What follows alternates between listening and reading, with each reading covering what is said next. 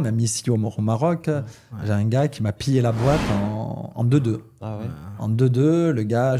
Mais le pire, c'est les gens, et j'en ai eu 2 quasiment à 6 mois d'intervalle. Et ça, c'est ce qui fait presque le plus mal. Des gens qui t'adorent, qui te disent qu'ils t'aiment, clairement, qui te disent je t'aime, j'y sais. Voilà, qui disent à tout le monde que tu es leur idole.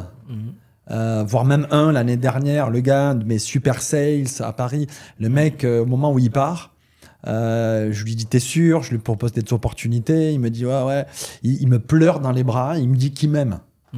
Il annonce lors de son pot de départ que je suis le meilleur patron, le meilleur on a failli monter une boîte un peu ensemble et tout, finalement ça l'a pas fait, il est parti, le gars. 2 mois après, j'apprends qu'il y a un autre commercial, il prend un autre commercial de mon équipe chez lui. Ils font tout ça. Bon, déjà, je me dis, bon, le mec, il m'a dit qu'il m'aimait, etc. Bon, le mec, je me dis, peut-être que c'est pas lui, etc. 2 mois après, on est en début juillet, j'ai ma directrice commerciale à Paris qui m'appelle et qui est super énervée. Je dis, qu'est-ce qu'il y a, Yasmine? Elle me dit, ouais, je suis super vénère parce que là, il y en a 3 sur une équipe genre de 7-8 commerciaux. Donc là, il y en a 3 qui vont et qui le rejoignent. Je dis quoi? Donc là, moi, des nerfs.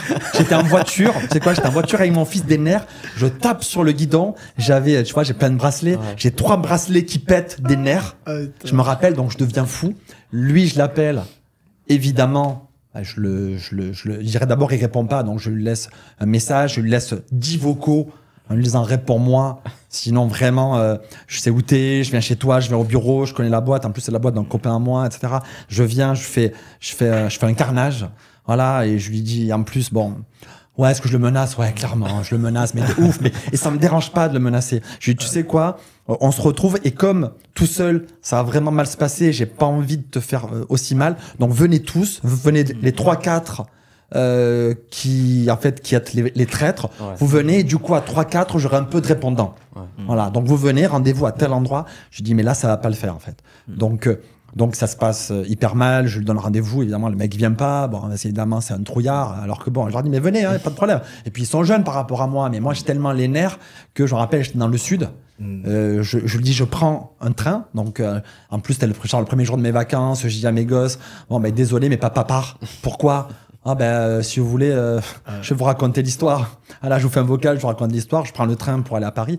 Et je leur dis, donc j'appelle les 3-4 personnes. Je leur dis, j'arrive à Paris, mais ça va être un carnage, ça va être un bain de sang. Mais j'ai tellement les nerfs que là, en fait, il n'y a pas de sujet, en fait.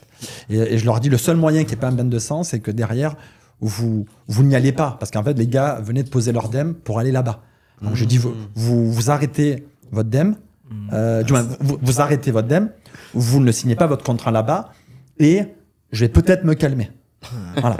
Donc là, je deviens fou. Non, mais en plus, le gars, il me disait qu'il m'aimait devant tout le monde. L'ingratitude, je t'adore. Ingratitude totale. Vraiment un truc. Et pour faire la même chose. Et puis, ça veut dire qu'en plus, moi, c'était le début quasiment de mon earn-out. En gros, tu me prends sur 7 sales, tu m'en prends 4, tu m'en prends 5. Et puis, ça va jusqu'où, en fait? Après, le mec, qu'est-ce qu'il va faire? Il veut quoi? Et puis, ça veut dire que moi, je vais couler, en plus, en période difficile et tout, etc. Donc là, je deviens fou. Et il se trouve que là, du coup, j'appelle mon copain qui est le patron de la boîte, mais c'est une très grosse boîte, etc. C'est un super copain, un mec super et ça. Et puis, du coup, heureusement, je le laisse...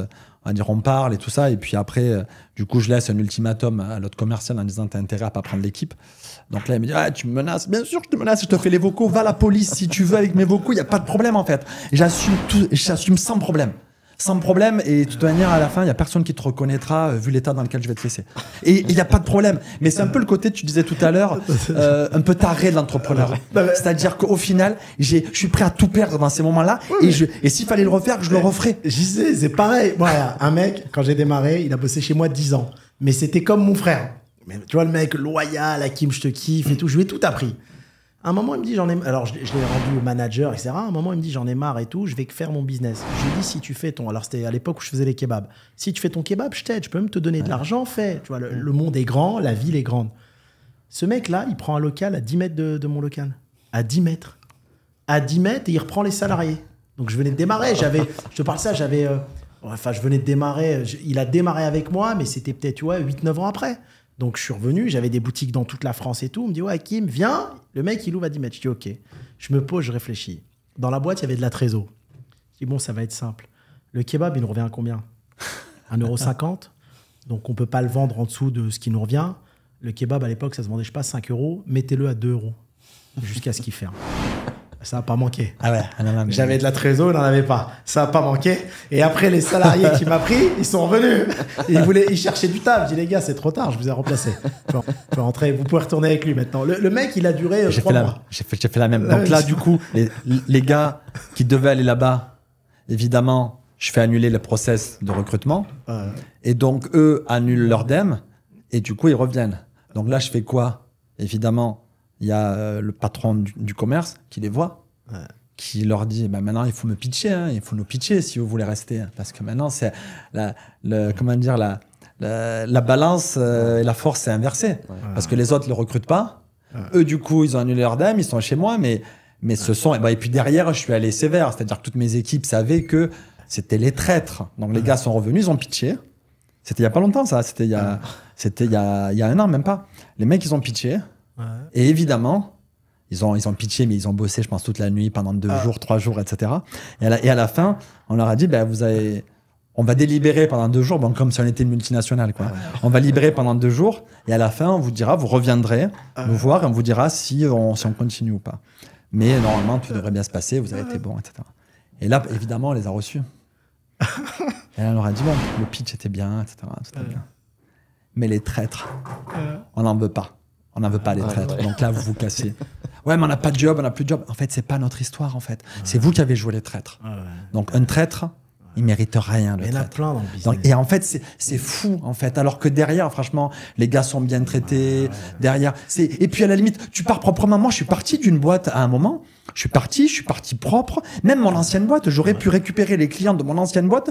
Je ne l'ai pas fait parce que mes associés sont restés et je trouvais que c'était pas beau. Pendant 2-3 ans, j'ai repris personne. Voilà. Et même les anciens qui m'ont suivi, ils m'ont suivi une fois que derrière, ils avaient discuté avec mes anciens associés, je leur en ai parlé. Mais le truc, c'est, tu sais, une vie, une carrière, c'est long.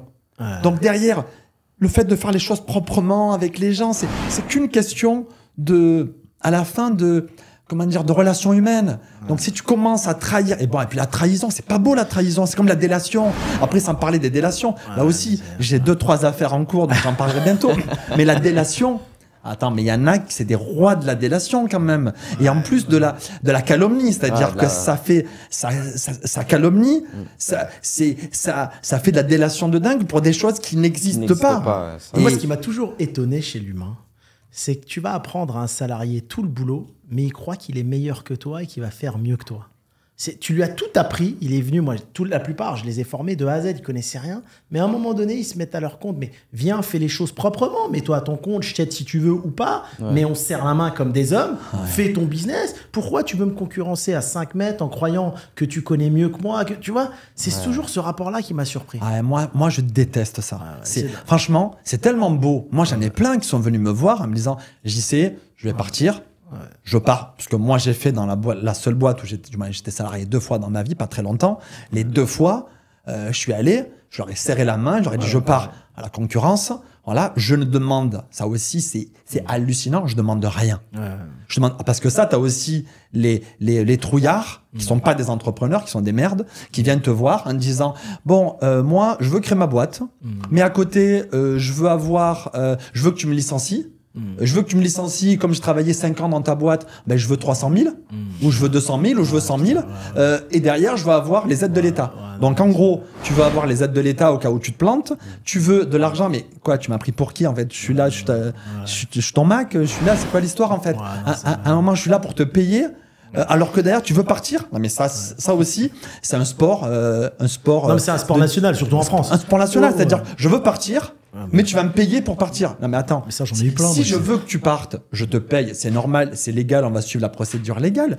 Mais si c'est toi qui veux partir par un homme, non, mais ça, à un moment, je sais pas, t'es un homme, tu as des coronesses, et la moindre des choses, c'est, même si tu pars à la concurrence, tu dis voilà, j'ai trouvé un meilleur job à côté, c'est possible, et comme j'ai trouvé un meilleur job, à ce moment-là, où je veux monter ma boîte, et donc, encore plus, tu veux monter ta boîte, essaie de partir proprement, la tête haute.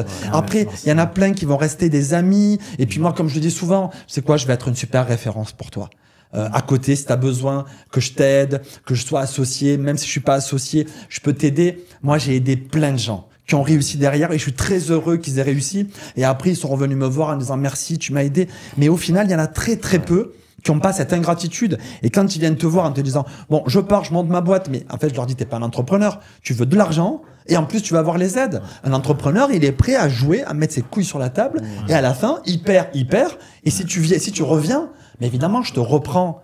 Je te reprends parce que tu étais un super et en plus tu auras gagné de l'expérience. Donc je te reprends demain. Donc en fait, ton matelas, c'est moi ton matelas. Parce que si demain tu pars avec de l'argent, mais que tu pars, que moi je vais être haineux derrière pour tes clients et ça va mal se passer.